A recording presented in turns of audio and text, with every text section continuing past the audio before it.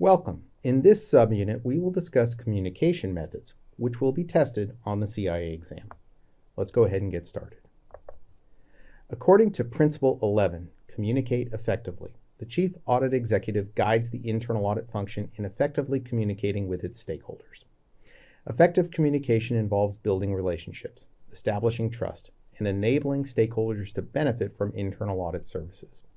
The Chief Audit Executive is responsible for helping the internal audit function maintain ongoing communication with stakeholders to build trust and foster relationships. Additionally, the Chief Audit Executive oversees the internal audit function's formal communications with the board and senior management to ensure quality and provide insights based on the results of internal audit services. Standard 11.1, Building Relationships and Communicating with Stakeholders, states that the Chief Audit Executive must develop strategies for the internal audit function to build relationships and trust with key stakeholders, such as the board, senior management, operational management, regulators, internal and external assurance providers, and other consultants. The Chief Audit Executive should encourage both formal and informal communication between the internal audit function and stakeholders to foster mutual understanding of organizational interests and concerns, methods for identifying and managing risks and providing assurance, roles and responsibilities of relevant parties and opportunities for collaboration, relevant regulatory requirements, and significant organizational processes, including financial reporting. Communication involves the exchange of information between individuals. It influences all organizational activities and flows in various directions.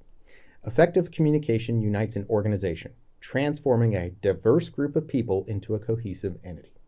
The purpose of engagement communications is to inform, persuade, and get results. The communication process includes the following elements. The sender is the person who initiates the message. Symbols comprise the method used to encode the message, which can include words, numbers, images, sounds, gestures, or any combination. Symbols are the tools the sender uses to convert ideas into a format that the receiver can understand.